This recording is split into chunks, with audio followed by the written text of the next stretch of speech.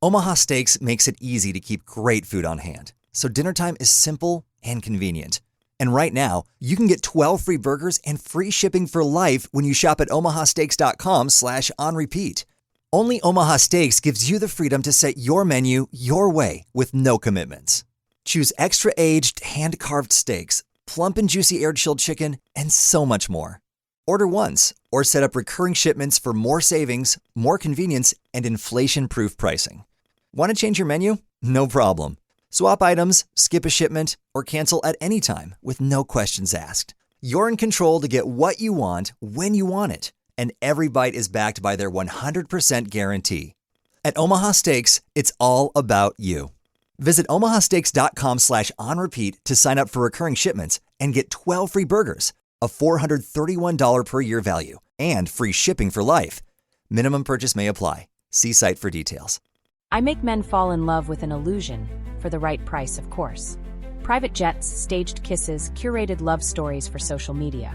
They rent the fantasy, and I play the perfect girlfriend. But one client, he didn't want to rent me. He wanted to own me. When I tried to walk away, he sent a video, proof that he'd been watching, recording, waiting. I thought he was just another narcissist. I was wrong. He was building an empire of human avatars, women he'd broken, reshaped, and sold to the highest bidder. And I was next. Now I'm trapped on his private island. No signal, no escape, unless I can con the devil at his own game, and maybe destroy one more man on my way out. Welcome to the Skillful Art of Manipulation podcast. If you haven't already, please consider following us on your favorite podcast platform. Today we present to you Boyfriend on Retainer. Let's dive into this thrilling narrative together. Chapter 1. Likes, Lies, and Day Rates. Love is performance. Intimacy is branding. The rest is just lighting and angles. It always starts with a DM, late at night, somewhere between self-pity and too many glasses of bourbon. Usually from a man who owns at least one luxury watch he never winds himself. A man who knows that status isn't what you have, it's what you can make others think you have. These men don't want love. They want optics. So when I get that first message, "You're gorgeous. Ever do private modeling?" I know what they're really asking. They want a girlfriend on retainer. Someone who can match their energy in a rooftop bar, laugh like she means it at their recycled jokes, lean in close during candlelit dinners, just enough to make exes seethe from their finstas.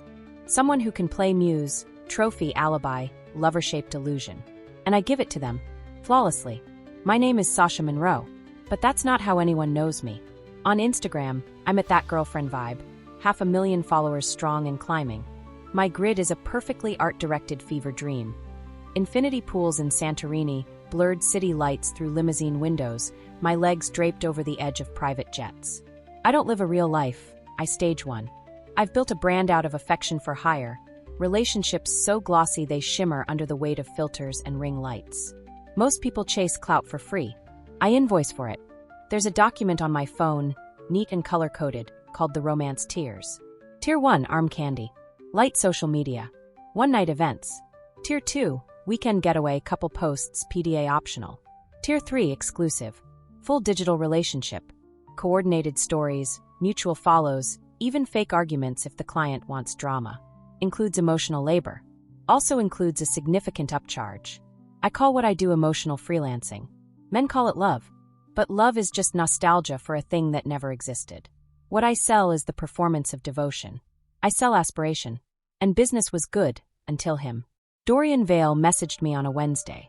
I was in a robe, hair wrapped in a towel, nursing a post-sponsorship headache, and halfway through scheduling a fake anniversary post for a hedge fund manager in LA.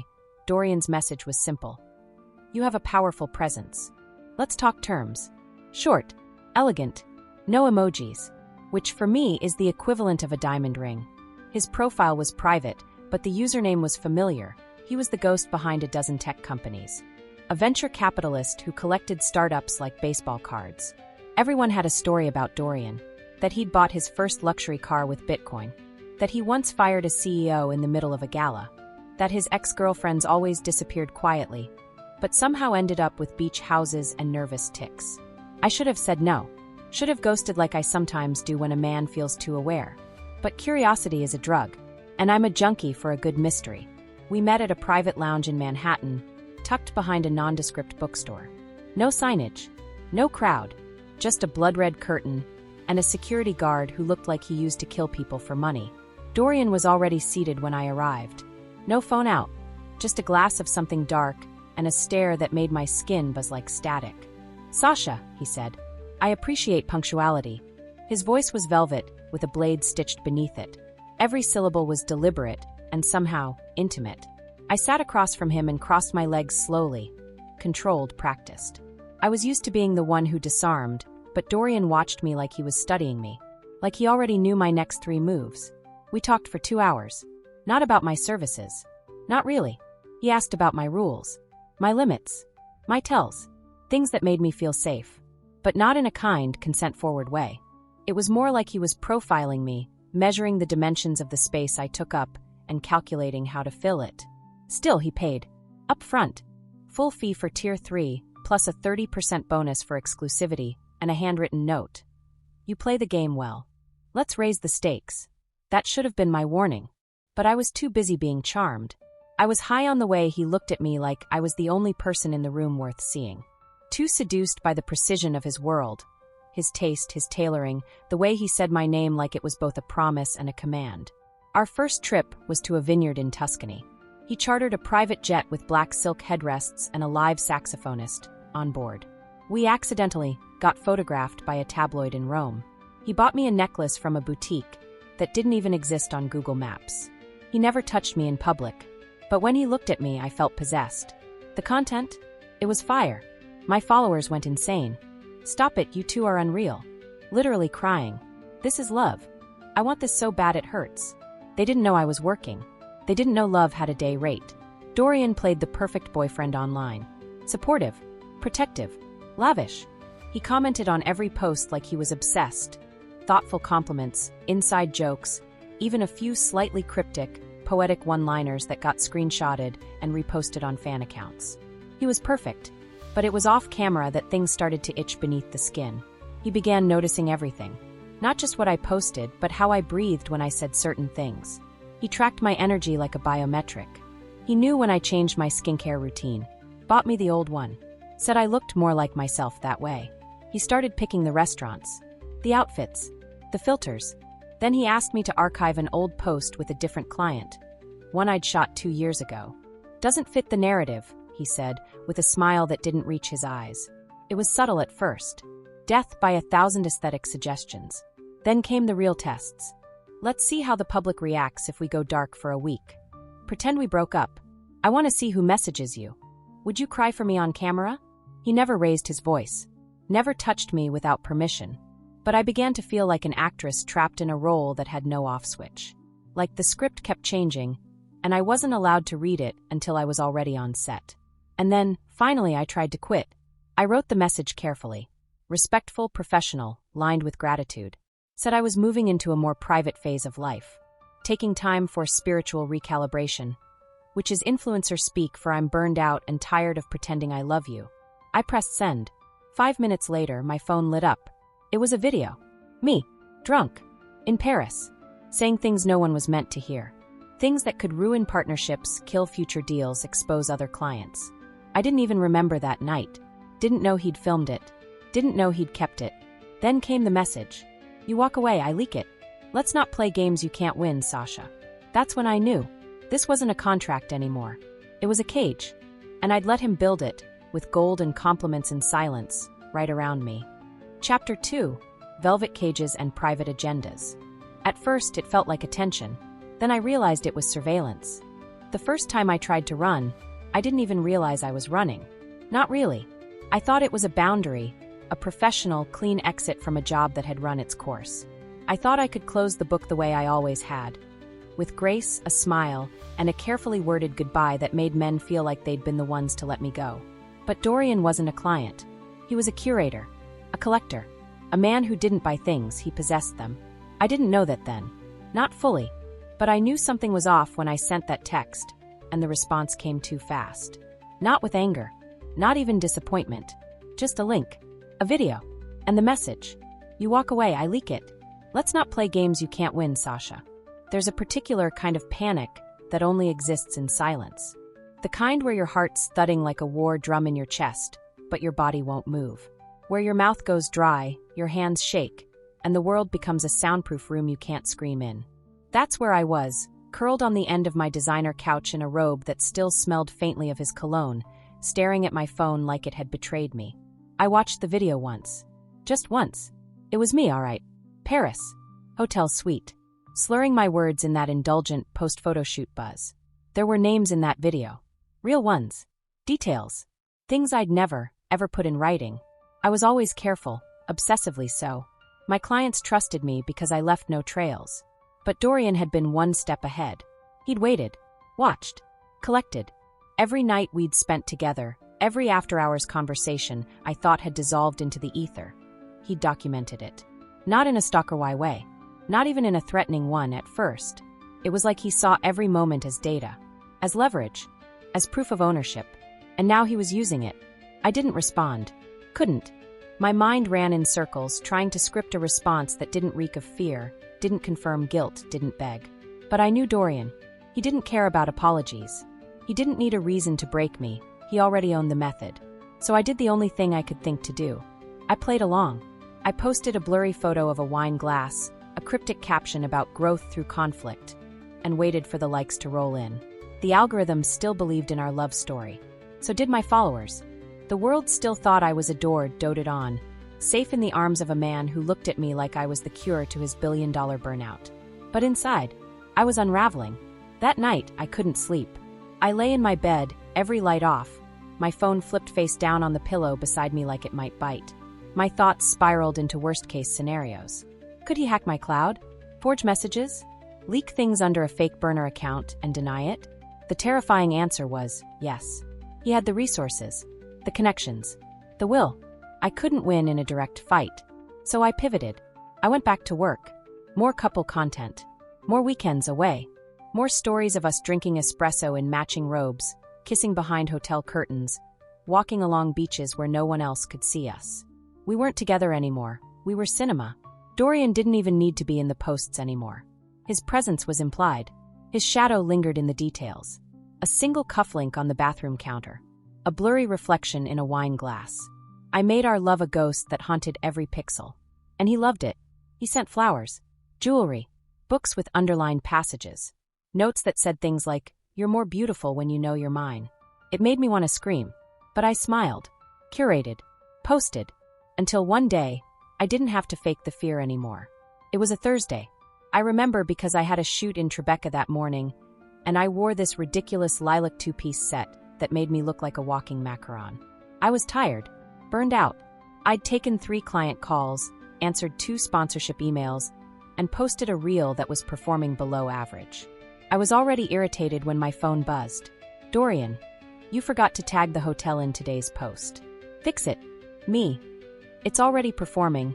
I can't change the tag without tanking the algorithm."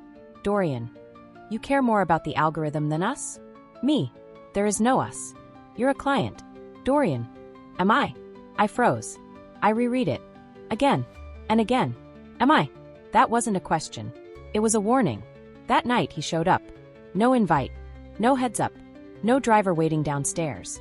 He walked into my apartment like he had a key, which he did technically. From the weekend we'd played house for a Vogue feature collab. I'd never gotten it back. I'd forgotten. And now he was standing in my kitchen, suit jacket slung over a chair, sleeves rolled up, pouring himself a glass of wine like he lived there. "Dorian," I started, voice shaking, but he raised a hand. "You look tired, Sasha. You should eat something." I didn't move, didn't breathe. He walked closer, glass in hand, his expression unreadable. That same calm, calculated stare that had once made me feel admired now made my skin crawl. "I don't like repeating myself," he said softly. "You knew the deal. You can't just exit." "This isn't a deal anymore," I snapped, suddenly furious. "This is blackmail. What you're doing is necessary," he cut in. "It's protection. You lie for a living. You perform love like it's a subscription box. How can I know when you're being real? You can't. That's the point." I yelled, my voice cracking. "I'm not real. None of this is. I'm a service." He looked at me for a long, quiet moment. Then he smiled. "Not anymore." And then he left. Just like that. No threats. No violence. Just that cold, smug certainty that he didn't need to raise his voice. He had leverage. and I was too scared to call his bluff. After he left, I stood in the center of my apartment for almost an hour. Still, silent.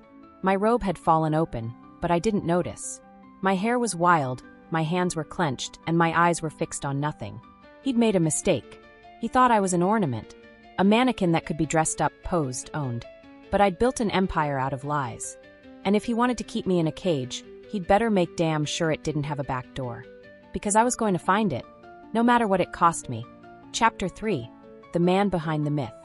There's a special kind of horror in realizing the predator is still wearing the face you once loved. I once read a quote that said the smartest rats don't run from the maze. They map it. That's what I started doing. After Dorian showed up in my apartment like some twisted husband from a dream I never wanted to have, after he poured himself a glass of my wine like he owned the place, and maybe he did, I realized something important. I'd been playing the wrong game. I'd been reacting, panicking, flailing like a girl caught in a snare. But that's not who I am. I build illusions for a living. I live in the in-between spaces. I know how to manipulate perception better than half the PR agencies in New York. I've taken men who were walking PR disasters and turned them into saints online. I've turned bored billionaires into doting boyfriends. I've made love look so real it made people cry. I could do it again. I had to. Because Dorian Vale was no longer just a bad ex-client. He was a threat, but threats bleed. And if he bled, I could find the wound. So I started digging. Not directly, of course. You can't investigate a man like Dorian through Google. He didn't live on the internet, he owned pieces of it. His name wasn't attached to his money, not really. He used shells and proxies and offshore accounts and foundations with names like the Meridian Group and Phoenix Equity Trust. Philanthropic on the surface. Almost saintly. But there's always a crack in the mask. The first one came from a girl named Ainsley. I remembered her vaguely, an influencer from a couple years back. Not massive, but curated. Artsy. Expensive taste. She'd vanished suddenly. Deleted her account mid-rise. Her page went dark right after she'd posted a mysterious shot. A man's hand, heavy watch, resting on her thigh in a G-Wagon.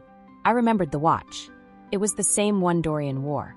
I found her LinkedIn through a beauty brand collab tag. She hadn't updated it since 2022. Her last listed job was creative consultant.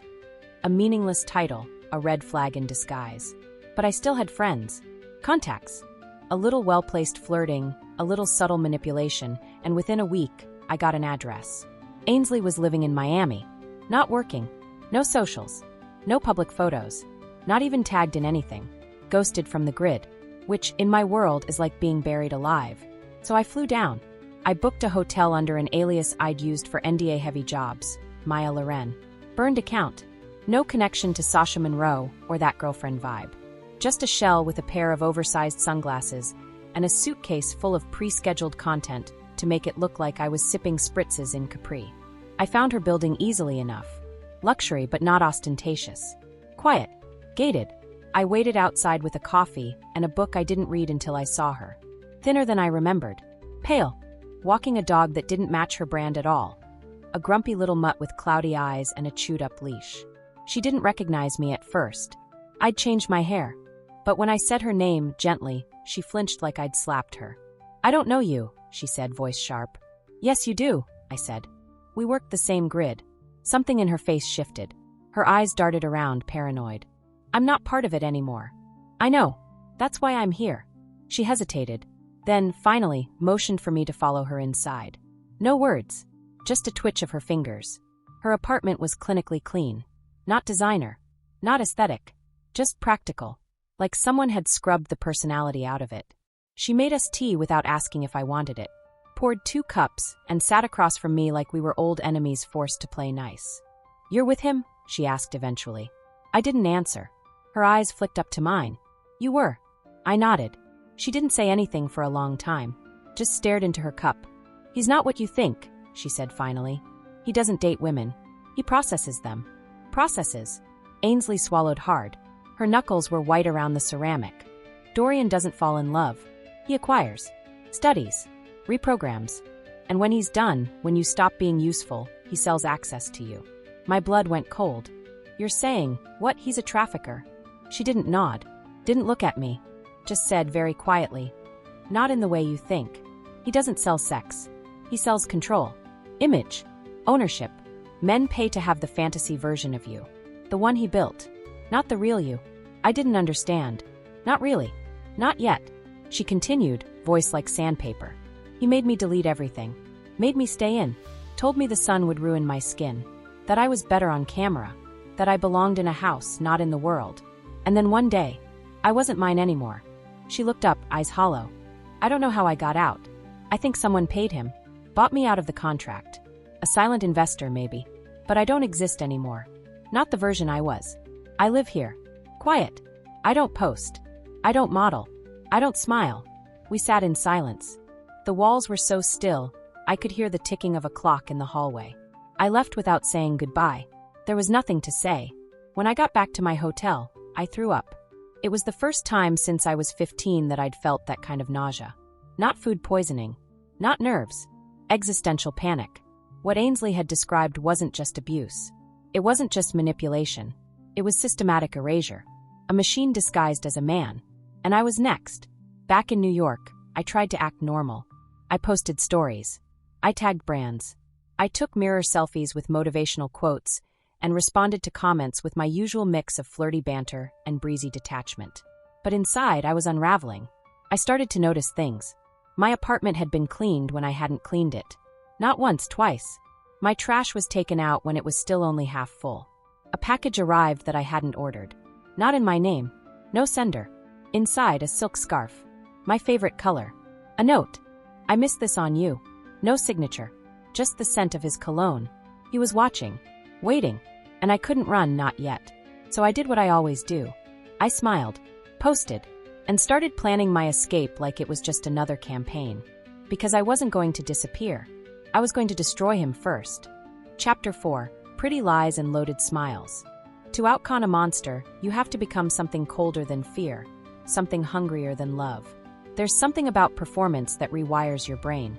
You start to forget where the mask ends and your skin begins. You smile so much your cheeks ache, but you keep smiling. You flirt while calculating escape routes. You sip wine and laugh and bat your lashes.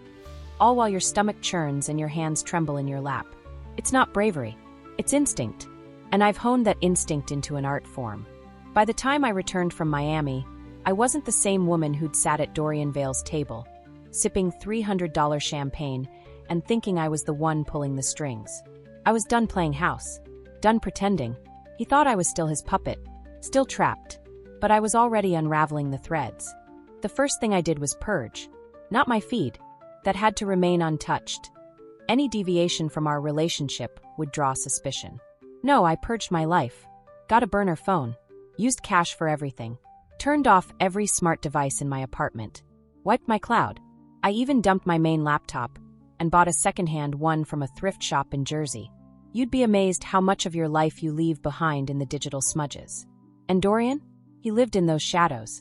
He knew how to trace footprints no one else could see. So I stopped walking where he could follow. And then I started plotting. The question was simple, but devastating. How do you trap a man who lives in a house made of traps? Dorian wasn't reckless. He was obsessive, methodical. Every move he made was 2 steps ahead of logic, 5 steps ahead of emotion. You couldn't scream your way out. Couldn't cry, couldn't beg. He wasn't moved by feelings. He was moved by control. So I needed to become the thing he couldn't control. Unpredictable. Dangerous. Irreplaceable. I started with a decoy. A new client. Fabricated, of course. I created an entire identity. Julian Kane. A moody venture capitalist with a tragic backstory. A curated Instagram full of moody black and white photos, and a verified badge I acquired through a shady backdoor contact I knew from my early influencer days. Julian followed me, commented on a few photos, sent a DM. I replied. Slowly. Casually. 2 days later, I posted a story of 2 drinks clinking over a rooftop view. 1 glass mine. 1 his. Just enough to suggest curiosity. Dorian took the bait immediately. That night, he texted me for the first time in days. Dorian. Who is he? Me. A fan. Why? Dorian. You're not allowed fans. Me. Wasn't aware I'd signed a lease on my soul. Dorian. You did. With your eyes. Don't pretend otherwise. Me. And here I thought I was just your investment. Dorian. You're both. Which is why you'll stay right where you are. It made my blood freeze. But also it made me smile. because he was slipping. Dorian didn't get emotional. But jealousy? That was the crack in his armor. He wanted control, but control laced with desire. That was harder to sustain. I had leverage. A wedge. I just needed to push deeper. So I made Julian bolder. More stories. More messages. A staged photo of his hand on my back during a night out at a downtown gallery. I even hired a body double for a single paparazzi-style snap outside a Michelin star restaurant. Just enough blur. Just enough suggestion. Dorian's responses turned colder. Not angry. Not yet. But pointed. Dorian, if you want me to remind you who you belong to, I can. Me? I don't belong to anyone. Dorian, that's not how this ends, Sasha. He stopped texting after that. But his silence was louder than words. 2 days later, I came home to find a key card slid under my door. No note. No explanation. Just a date. And a city, St. Lucia. At first, I thought, escape. A real vacation. Maybe even a test. But something about it felt final. I Googled the resort on the key card. There was no listing. No social media. No address. Just a vague mention of a private property owned by an investment group Dorian was loosely connected to. I sat in silence, staring at it. My first instinct? Burn it. My second? Go. Because that was where the answers were. That was where the real Sasha, the one Dorian had tried to erase, could confront the myth in the flesh. It wasn't enough to run. He'd always be a ghost in the system if I didn't face him down. On his turf. But I wouldn't go unarmed. So I reached out to someone I'd been avoiding. His name was Marcus. We dated once, briefly, before I ever started the rent-a-lover business. Before I learned that love was less reliable than direct deposit. He was a cybersecurity consultant who moonlit as an ethical hacker for private firms. Smart. Kind. Still maybe a little in love with me. I met him at a bookstore in Brooklyn. Told him just enough to scare him. Not the trafficking ring. Not the full Dorian profile. Just the stalking. The control. The threats. He offered me his couch. I declined. I needed plausible deniability. Instead, I asked him to build me a tracking bug. Something invisible. Small. He didn't ask questions. Just handed me a pendant. A gorgeous, vintage gold charm that looked like something I'd buy myself on impulse during a trip to Florence. It's GPS-linked and audio-capable, he said, slipping it into my hand. Battery life's about a week. It activates once you land outside the States. Just make sure it stays on you. I kissed his cheek. Told him he was a lifesaver. I didn't say I might not come back. I packed light. No phone. No laptop. Just burner IDs, a few staged photos of Julian, I could use if needed, and that necklace. When I boarded Dorian's private jet, I wore my best mask. Neutral makeup. Soft waves. Neutral dress. Eyes wide. Smile shy. Every inch of me designed to look just the right amount of submissive and seduced. The flight attendant smiled like she'd seen it all before. The plane interior was sinfully luxurious. Leather, wood, the scent of power and polish. But I barely noticed, because Dorian was already waiting in the back, sitting in a wide, cream leather armchair with a drink in his hand and a look in his eyes I couldn't decipher. He didn't stand when I entered, just raised his glass. To second chances. I sat opposite him. To clarity, I replied. He smiled, but behind that smile was something hollow, something hungry, something I was about to face alone, on an island with no return ticket. And I had one thought echoing in my mind as the wheels lifted off. This isn't a vacation. It's a vault. And I'd just locked myself inside. Chapter 5. The Island That Doesn't Exist. The most beautiful prisons are the ones you decorate yourself. It looked like paradise. From the air, the island was a postcard. Lush hills, bone-white beaches, and waters so violently turquoise they looked photoshopped. As the jet circled lower, the jungle glittered like emeralds soaked in sunlight. A winding dock curved out into the sea like a beckoning hand. It was the kind of place people post on Instagram with captions like, "Heaven on Earth." But I knew better. This wasn't heaven. It was curated hell. The jet touched down on a private runway that barely looked like it belonged to civilization. No air traffic tower. No hangars. Just a strip carved into the island like a secret. Dorian stepped off first, wearing tailored linen and bare feet, like some colonial king playing casual. He held out a hand like I was a guest at a wedding, not a woman trapped in her own survival script. I didn't take his hand. I smiled instead. "Beautiful," I said, looking around, heart slamming like a trapped bird in my chest. "You've outdone yourself." He laughed, low and warm, like he believed I meant it. Maybe he wanted to believe. "This island doesn't appear on most maps," he said, leading me to the sleek black SUV waiting at the edge of the landing strip. "Bought it through a holding group 2 years ago. Renovated everything. Brought in my own contractors. Full security grid. Satellite linked." He said it like someone listing amenities on a luxury Airbnb. But what I heard was, "No one knows you're here. No one's coming if you scream." The driver wore mirrored sunglasses and no expression. His hands never left 10 and 2. Dorian talked as we drove, pointing out invisible landmarks, the hidden helipad, the desalination facility, the backup generators. He was proud of it all. And I realized something sickening. He didn't just want control.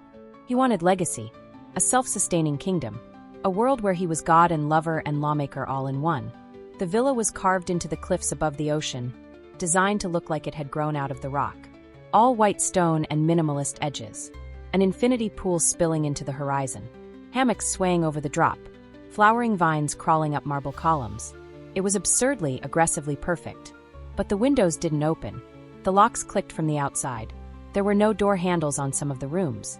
Subtle things. Easy to miss, if you weren't looking. But I was. The interior was curated like a boutique hotel. Nothing personal. No books, no clutter, no signs of actual living. Just the kind of sleek opulence you see in magazines, all soft neutrals and expensive silence. He gave me a tour like we were honeymooners. "This will be your room," he said, opening a door to a suite larger than most apartments. King bed, walk-in closet, a balcony that looked out over the water. I turned in a slow circle. No visible cameras, no microphones. But I knew better. "Where's yours?" I asked. He smiled. "Next door. But I imagine I'll be in yours more often." I laughed like he was funny. Inside, I counted exits. Floorboards. Breakable objects. That night, we dined under the stars on the upper terrace. A chef I hadn't seen prepared grilled fish, citrus salad, wine that tasted like melted gold. Dorian talked about power like it was love. Spoke about the world like it was a machine only he understood. "You know what makes people so easy to manipulate?" he asked, cutting into his food. "They want to believe in a story more than they want to believe in truth. It's not the facts that bind us, it's the fantasy." I looked at him, expression soft. "You think love is a fantasy?" He smiled without teeth. "I think it's the most dangerous one." Later, in the dark, he kissed me like nothing had ever gone wrong. His hands were gentle. His mouth was slow. I let it happen. Played the part. Moaned when I had to. Touched his face with fingers that ached to claw instead.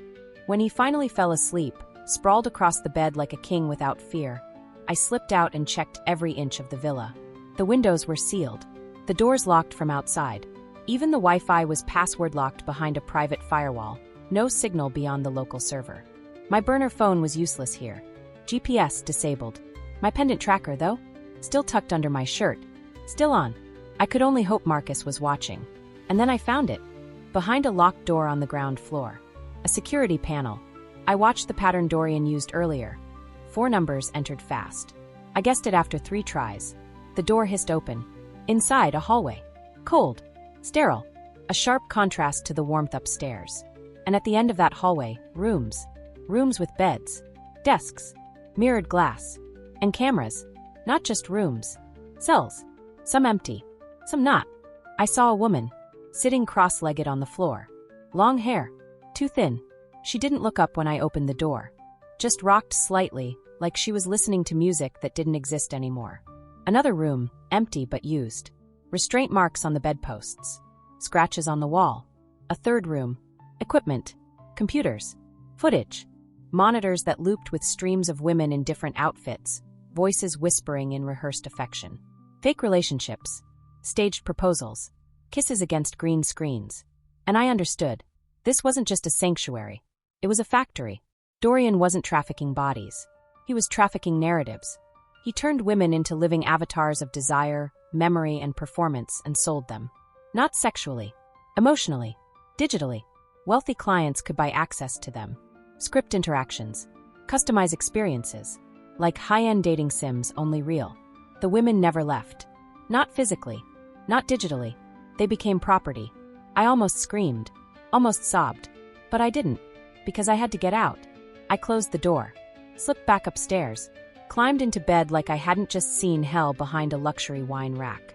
Dorian was still asleep, face peaceful. I watched him, and I whispered, so quietly even the cameras couldn't hear it. You should have picked a different girl to cage. Because I wasn't going to die here. I was going to burn this whole empire to the ground. Chapter 6, Queen's Gambit. Some traps look like open doors. Some escapes require becoming something you swore you'd never be. Every revolution begins in silence. Not in gunfire. Not in declarations. Just the quiet click of something inside you snapping into place. The moment you stop waiting to be rescued and start designing your own salvation. For me, that moment came at 3:42 a.m.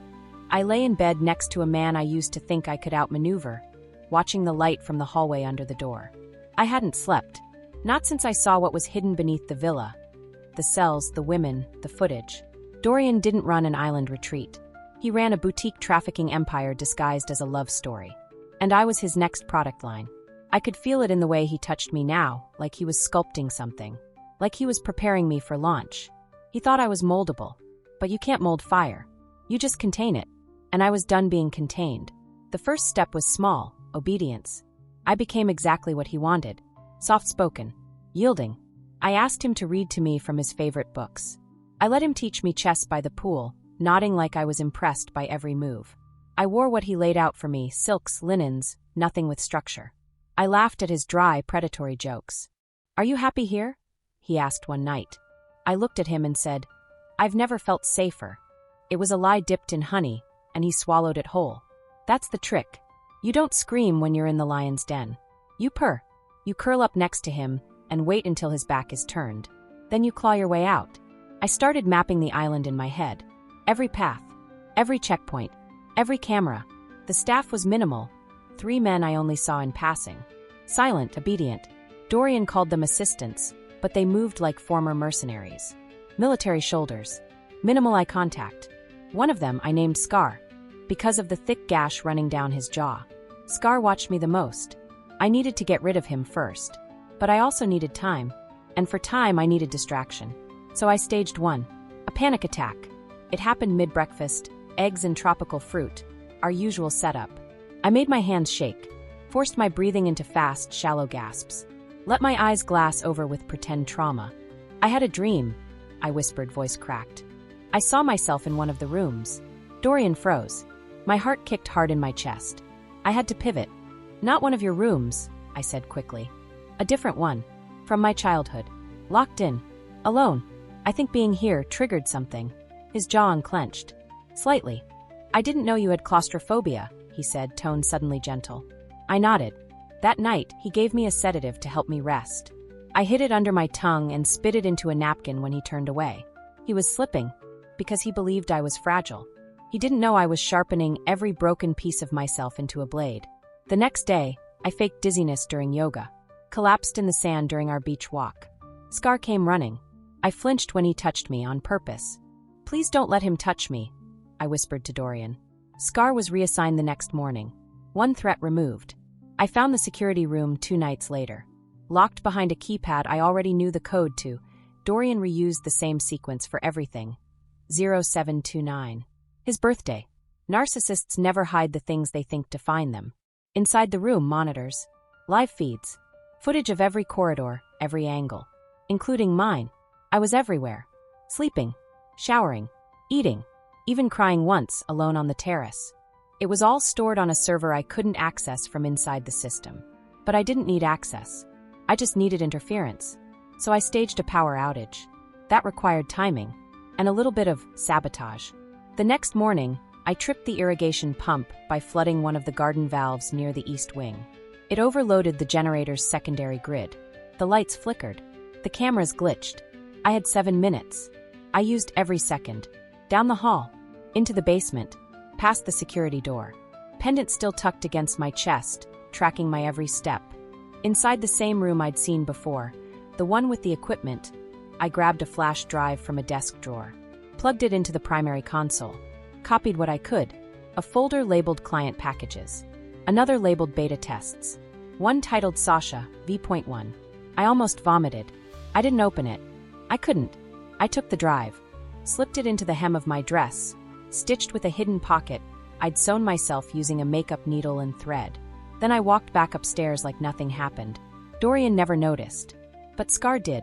He was back. I saw him outside my door the next night. Not watching. Listening. I needed to move faster. So I escalated the act. I started talking in my sleep. Whispers, murmurs. Just loud enough to be heard. Fragments. Names. Questions. Once I muttered Julian. The next morning, Dorian was cold. Distant. But I saw something new in his eyes. Fear. He didn't ask who Julian was. He didn't need to. He thought I was haunted. That I was unraveling. Which meant he didn't expect me to be capable of escape. Which made me more dangerous than ever. 3 days later, the opportunity came. A storm hit the island. Tropical, violent, unforecasted. The power flickered. The perimeter grid reset.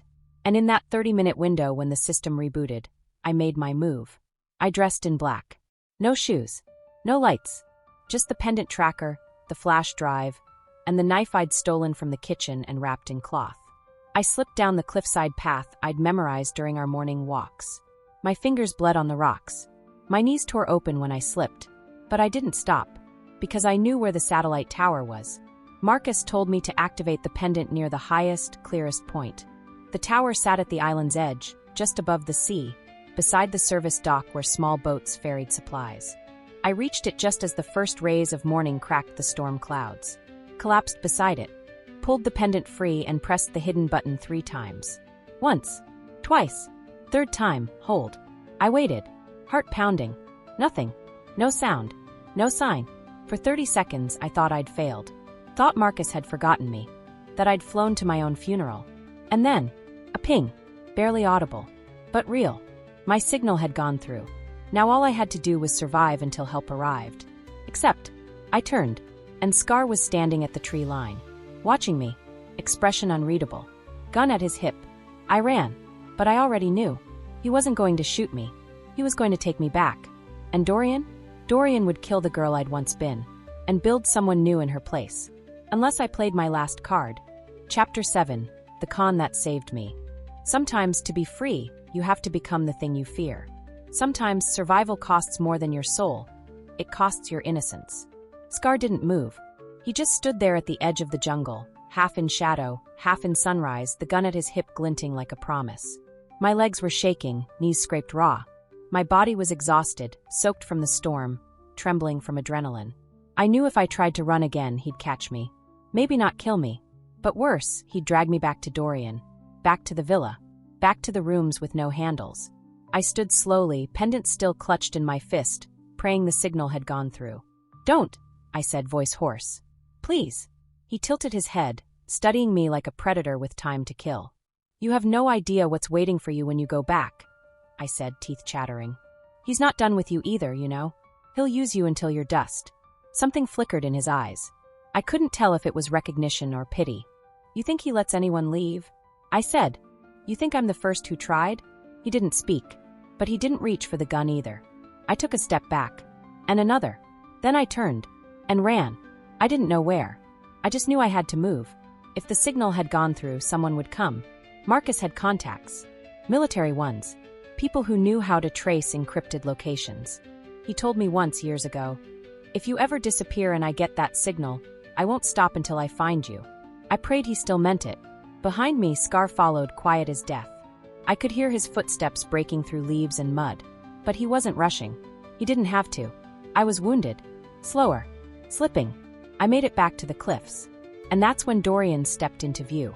He was waiting for me. Of course he was. He wore white. Always white. A linen shirt open at the collar, barefoot, calm as a summer breeze. The storm had cleared, but the sky behind him was still bruised, still mourning.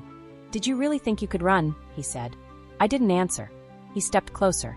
You've been playing a dangerous game, Sasha. He looked almost sad, like a disappointed father, or a man watching his favorite painting burn. I gave you everything, he said. A new life. A legacy. A place in history. And this is what you choose. Running through the mud like an animal. I shook my head. You didn't give me a life, I spat. You stole it. You curated it. Built it out of wire and glass and lies. He smiled. I curated you. And just like that, the switch flipped. I wasn't afraid anymore. Because the man standing in front of me wasn't a god. He wasn't a king. He was a rich, broken boy who played with dolls and called it devotion. You don't love women, I said. You collect them. Like weapons. Like art. But we're not yours. He stepped closer. I stepped back. Edge of the cliff behind me now.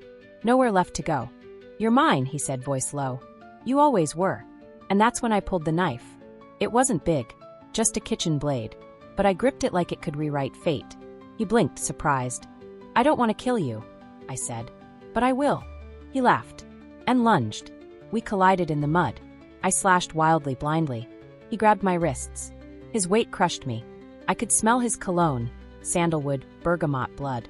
You can't hurt me, he hissed. I smiled. And whispered, I already have. Because I wasn't alone. I heard the rotor before I saw the blades. A low, thunderous beat rising from the east, helicopters. Then shouts. Men in black. Guns raised. Tactical gear. Storming the beach. Someone screamed my name, Marcus. Dorian looked up, distracted. I didn't hesitate. I drove the knife into his shoulder. Deep. All the way. He roared and fell back. I scrambled up, slipping, sprinting toward the cliffside clearing. Toward the sound of rescue. Marcus reached me first, grabbing me by the arms. Jesus, Sasha, are you? No time, I gasped. There are women. Below the house. Locked rooms. Files. Everything. It's all there. He nodded to the men behind him. They moved fast, spreading out. Dorian didn't run. He stood at the cliff's edge, bleeding, watching it all. The empire he'd built, coming down piece by piece. I'll rebuild, he said softly. You know I will. I walked toward him, covered in bruises and blood. Maybe, I said. But not with me. He smiled. And jumped. I screamed. Ran to the edge. But he was gone. No splash. No body. Just waves crashing against the rocks. They searched for hours. Never found him. Not his body. Not his bones. Nothing. The next few weeks were a blur. Deprogramming. Interviews. Testimony. Therapy. The women were rescued. 9 in total. Some barely remembered their real names. Others cried at sunlight. They found files. Contracts. Video proof. Enough to bury Dorian for life. If he was still alive. But no one knew. Not really. Marcus stayed with me the whole time. Never asked what happened in the villa. Never pushed. You don't owe me a story, he said. Just a future. I wanted to believe him. But the truth? I didn't know who I was anymore. Not really. The woman I'd been. The curated girlfriend. The luxury con artist. The digital illusion. She was gone. Burned to ash in that marble palace by the sea. And what was left was something new. Something jagged. 6 months later, I moved to London. New name. New passport. Marcus helped me build an identity strong enough to vanish behind. But I couldn't stay invisible forever. Because one day someone will ask, whatever happened to Sasha Monroe? And someone will say, she disappeared. Like smoke. And maybe that's true. But what they won't know is that I've already begun building something new. A project. A mission. Helping women disappear, before men like Dorian find them. I call it Ghost Light. And the first woman I helped vanish? Her name was Ainsley. She's free now. And me? I'm not free yet. But I'm close. One con at a time.